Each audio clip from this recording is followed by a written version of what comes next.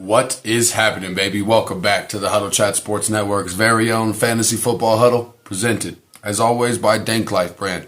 Let's talk sports and shank it golf brand. Today we're going to be continuing, moving on into part 2 of our startums and sit-ems for week 13, talking about the running backs, wide receivers, and kickers this week. Without further ado, let's get things cracking and get it off right for you. So fill up your cups, roll something up, and let's get right into the startums and sit-ems. Starting off with the running backs, as we typically do on part 2 here. Start of the week at running back is going to be Rachaad White against the Carolina Panthers. He's been on absolute fire these last few weeks. He's put up at least 15 PPR points per game in 5 of his last 6 games, and that trend should continue this week against the Panthers defense that have allowed 17 plus points per games to running back this season 9 different times.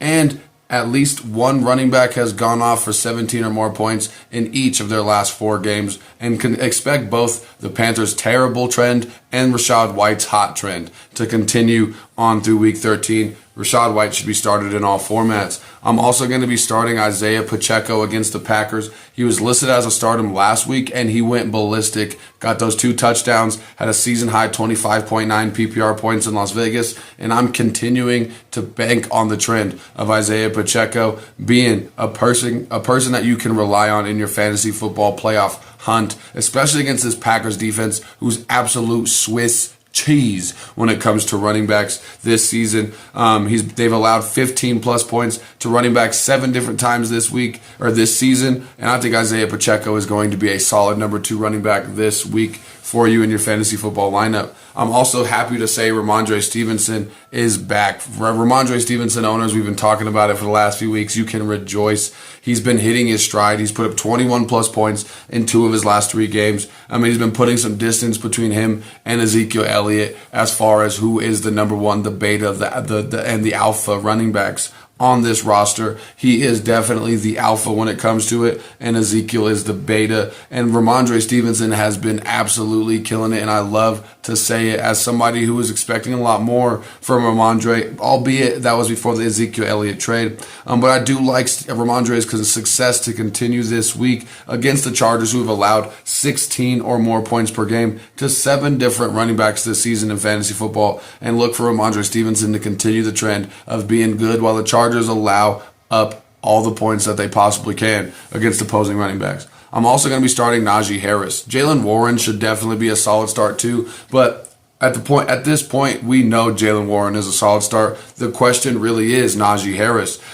He put his early season struggles kind of behind him and far in his rearview mirror. At this point, he's put up 15 plus points in 4 of his last 6 games, and in that time, he's also found the end zone 4 different times. Both Najee Harris and Jaylen Warren should be solid starters because of this matchup. The Cardinals defense has allowed an average of more than 31 points per game to opposing running backs since week 9, and I expect the trend of Jaylen Warren and Najee Harris both getting good volume, and good enough volume that warrants starting both of them, and I expect the Cardinals to continue to be a bad running defense. I also like Javonte Williams against the Texans. He's seen his numbers shrink a little bit since the injury and since coming back in the last 2 weeks. He's combined for 17.4 points in the last 2 weeks, but the good news is his snap share and his volume is coming up week after week. So I think Javonte Williams is on that current trend where you can start to rely on him again, especially this week against the Texans defense, which has allowed double-digit points to running backs 11 different times this season, including 7 different running backs that have scored more than 12 PPR points this year. I'm also going to be starting Raheem Mostert, Zach Moss, and Devin Singletary if you need some additional starts this week. Sit of the week is going to be James Conner. James Conner's fantasy stock has absolutely gone into the toilet since his return from injury. He's failed to score double-digit points since week 3, and he's also really lost the stranglehold that he had on this running back, this premier running back role that he had. Now he has competition. They're adding in Michael Carter, who's previously played for the Jets and done well. They're adding in more running backs into the mix, and James Conner is no longer that guy in that backfield. And now Kyler Murray, he's back vulturing some carries from the running backs in that backfield. James Conner played on only 29 snaps last week. I do love the narrative of a revenge game, James Conner going back into Pittsburgh, and think James Conner could potentially do some things. I do find him to be very risky, though. A very high risk, high reward. Minimum, you want to at least temper your expectations against a very strong Steelers defense. I'm also going to be sitting Zach Charbonnet against the Cowboys if I can afford it. I know with 6 teams on a bye, it's going to be hard to sit some of these players I'm going to be talking about, but I want to let you know I'm going to say it with every single one of them. At least temper your expectations. Zach Charbonnet, he will be tough to sit considering the amount of volume that he gets and those 6 teams being on a bye. However, the Dallas Cowboys defense has been really tough on opposing running backs. They're allowing just 6 touchdowns this year for the entire year to running backs, and they've only allowed 17 points per game in a PPR format, full point PPR format, to the position this season. Zach Charbonnet is at most a shaky flex this season. Don't expect a big game from him. Also, don't expect a big game from Jerome Ford against the Rams. He hasn't really been putting up big numbers anyway, so I don't really think you were expecting a big game from him. But his floor has been decent and it's felt safe. It's been making him tough to sit, especially with the 6 teams on a bye. However, like I said before, you want to temper those expectations with Jerome Ford. The Rams defense has quietly been one of the best defenses against opposing running backs. They've only allowed 5 total touchdowns to the running back position. And just like Zach Charbonnet, I think Jerome Ford is at best a shaky flex option, but don't expect a major stat line from him in any way. I'm also going to be staying away from Chuba Hubbard against the Buccaneers. Chuba Hubbard definitely took back that top role as the Panthers' lead running back last week. He ran the ball 14 times, had 19 total touches, and he scored 20 PPR points last week, which was great, especially considering how terrible the Panthers are.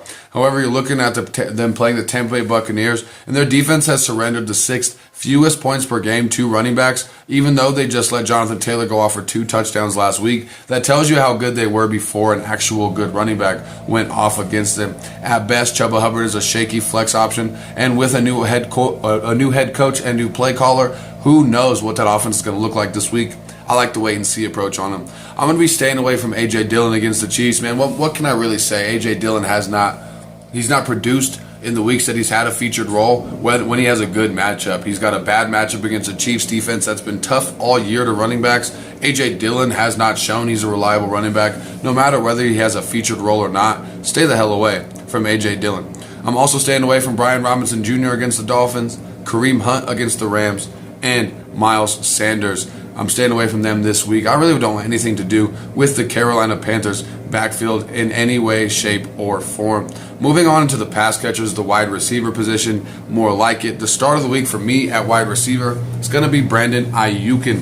Ayuk posted a modest 13 points last week in PPR formats in the win over Seattle, but I do like him to absolutely dominate this week in what's a plus matchup against Philadelphia. Believe it or not, the Eagles defense has been absolutely awful against the pass and especially against perimeter wide receivers.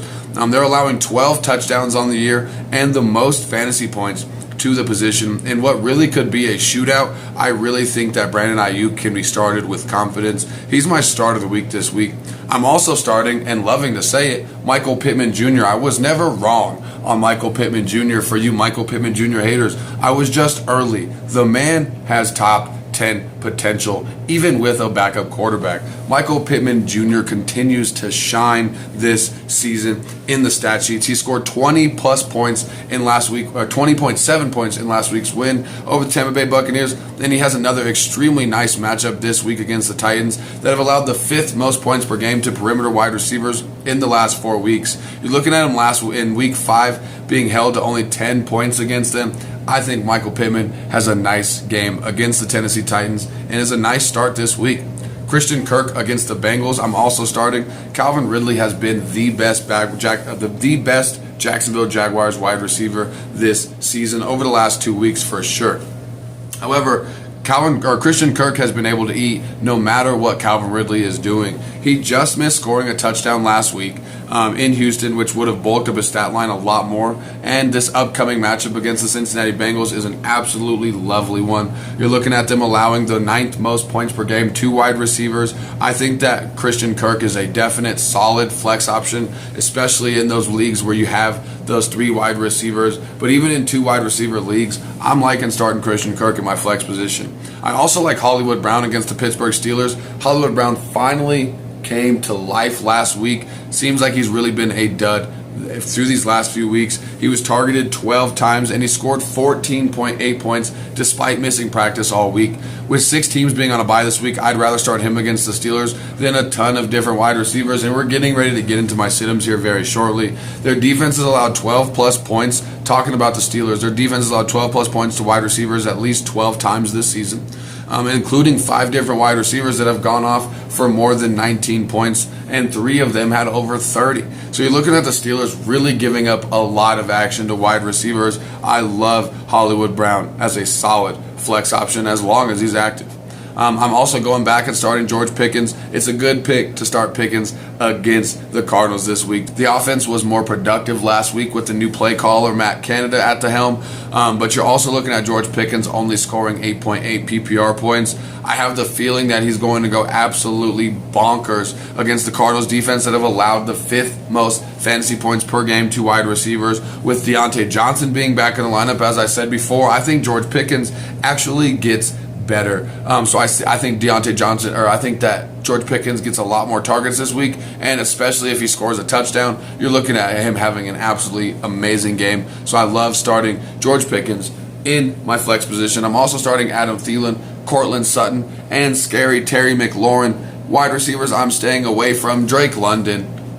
I mean, were you really even considering starting Drake London?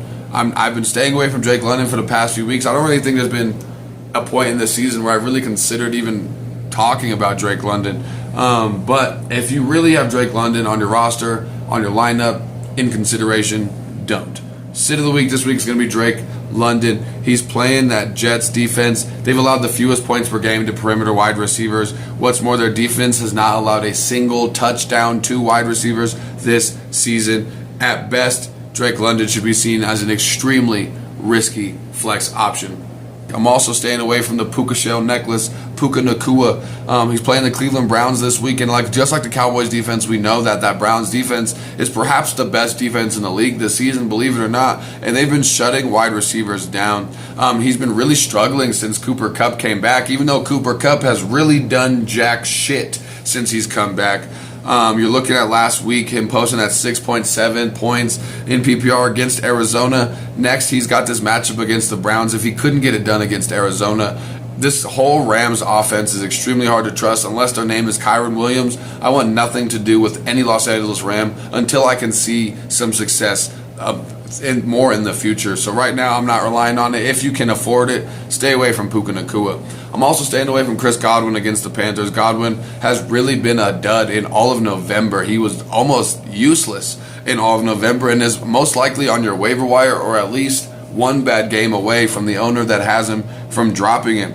He's still going to be tough to sit with the 6 teams on a bye, as we always keep liking to say. But you're looking at him keep playing that Panthers defense, and Carolina has allowed the 4th fewest points per game to the wide receiver position this year, and they've only allowed 2 scores to the wide receiver position and the 2nd fewest points per game to slot wide receivers. So I'm going to be staying away from Chris Godwin, who loves to play slot wide receiver at the Tampa Bay Buccaneers offense. I'm staying away from the Green Bay Packers, Christian Watson against the Chiefs. Chiefs defense is dope. We all know it, and the Green Bay Packers are absolutely terrible. Stinking ass cheese is what the Green Bay Packers represent, and you just really can't trust Christian Watson. You're looking at Jaden Reed and Romeo Doubs being wide receivers that you feel like you can trust. Christian Watson, he's too inconsistent for me to ever really feel comfortable putting him in my lineup. Put him on the waiver wire almost at this point if he has one more bad game. I'm also going to be sitting Nico Collins this week, Jerry Jeudy, and Amari Cooper if I can afford it this week. I do have a viewer question from our boy Elijah N. He says, do I start Chuba Hubbard, Noah Brown, or Brandon Cooks this week? It's two questions. I combined them into one. Originally, I told him I think Chuba Hubbard might be the way to go just because of the volume, but looking at the matchup, looking at all their matchups, looking at the potential game script for all the games, I think that looking at Brandon Cooks or Noah Brown may actually be the best option for you. I think Chuba Hubbard has a decent floor. But especially if you're finding yourself needing to rack up those points or really make sure you stack up those wins, I might be swinging for the fences. I think Noah Brown, Brandon Cooks both present an extremely high ceiling, at least higher than what Chuba Hubbard has to offer. I think Noah Brown can definitely score 1 to 2 touchdowns, but you're also looking at Tank Dell and Nico Collins being really great targets in that offense. So it's kind of hard to predict which one of those wide receivers, because it seems to only be one at a time, whether it's Tank, Nico, or Noah Brown. I think of the 3 represented here, I'm going with Brandon Cooks. Looking at what he's been doing behind CeeDee Lamb, he's been on fire. He's been heavily involved in this offense, and this offense has been cooking. So I definitely like starting Brandon Cooks. That's a very good question. Thanks so much for asking there, my man. And make sure if you're new to the channel, you subscribe to the channel and hit that notifications bell so you don't miss out on any content that we come out with. And if you like the content, please make sure you smash that like button. Let's move on into those kickers and get you guys out of here so you can set your lineups and go on and enjoy the start of this holiday season. Start of the week for kicker is going to be Younghoe Koo against the Jets. I'm also going to be starting Matt Gay against the Titans. I'm starting Nick Folk against the Colts. And I'm starting Dustin Hopkins against the Rams. Sitting kickers, sit of the week is going to be Evan McPherson against the Jaguars. I'm also sitting Jake Moody against Philadelphia. Sitting Jason Myers against the Cowboys. Sitting Blake Grupe against the Lions. And I'm staying away from Anders Carlson against the Chiefs on Sunday Night Football. That's going to do it for today's episode and part 2. So all of Week 13 startums and situms are all done for you guys. We're going to have some stash player episodes coming out. We're going to have our final trade episode of the year coming out. And we're going to have our live episode on Sunday, 9:30 Eastern, or 9:30 Mountain Standard Time and 11:30 Eastern Standard Time. Make sure I see y'all there. It's on Facebook, YouTube, and Twitch, so you got no excuses. Make sure you tune in. I'll see y'all there. Thank y'all so much for the love, and as always, keep your chin up and your attitude down. I'll see y'all next time. Peace out.